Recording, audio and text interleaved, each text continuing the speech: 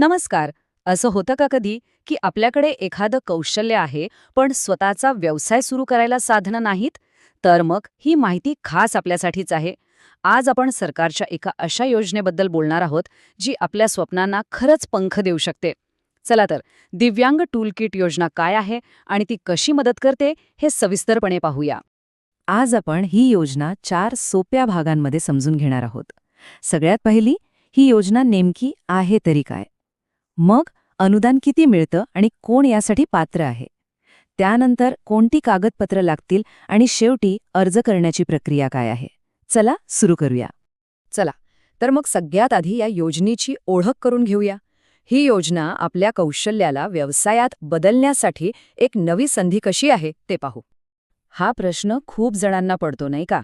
आपल्याकडे कौशल्य असतं, आपण कुठून तरी प्रशिक्षणही घेतलेलं असतं, पण जेव्हा स्वतःचा व्यवसाय सुरू करायची वेळ येते तेव्हा लागणारी अवजारं किंवा ते टूल किट ते कुठून आणायचं, पैशांची हीच अडचण मग आपल्या स्वप्नांच्या मध्ये येते. आणि बरोबर ह्याच समस्येवर उपाय म्हणून सरकारने ही योजना आणली आहे. तर ही योजना म्हणजे नेमकं काय आहे? अगदी सोप्या शब्दांत सांगायचं तर, ज्या दिव्यांग व्यक्तींनी कुठलंही व्यावसायिक प्रशिक्षण पूर्ण केलं आहे त्यांना स्वतःचा व्यवसाय सुरू करता यावा, यासाठी आवश्यक साधनसामग्री किंवा टूल किट विकत घेण्यासाठी सरकारकडून थेट आर्थिक मदत दिली जाते. याचा उद्देश एकच आहे की प्रत्येकाला आर्थिकदृष्ट्या स्वावलंबी बनवता यावं. बरं, आता आपण येऊया सगळ्यात महत्त्वाच्या भागाकडे, म्हणजे ह्या योजनेतून आपल्याला काय मिळणार आहे आणि यासाठी कोण अर्ज करू शकतं.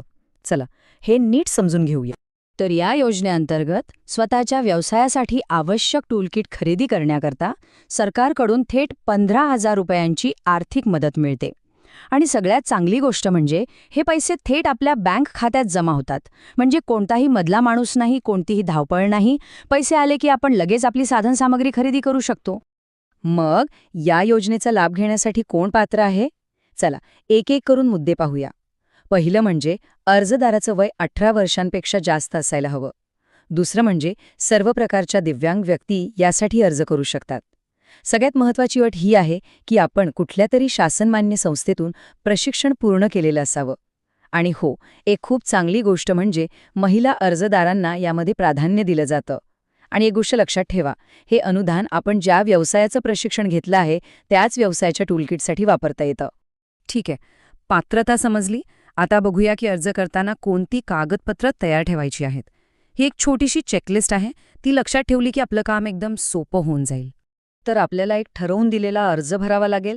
त्यासोबत काही महत्त्वाची कागदपत्र लागतील, जसं की आपलं UDID कार्ड, जे दिव्यांगत्वाचं ओळखपत्र असतं, आपण प्रशिक्षण पूर्ण केल्याचं सर्टिफिकेट, आपण महाराष्ट्राचे रहिवासी असल्याचा पुरावा म्हणजे अधिवास प्रमाणपत्र, आपल्याला कोणतं साहित्य हवं आहे त्याची एक यादी, आणि हो, आपलं बँक खातं आधारशी लिंक असायला हवं, त्याचे डिटेल्स द्यावे लागतील.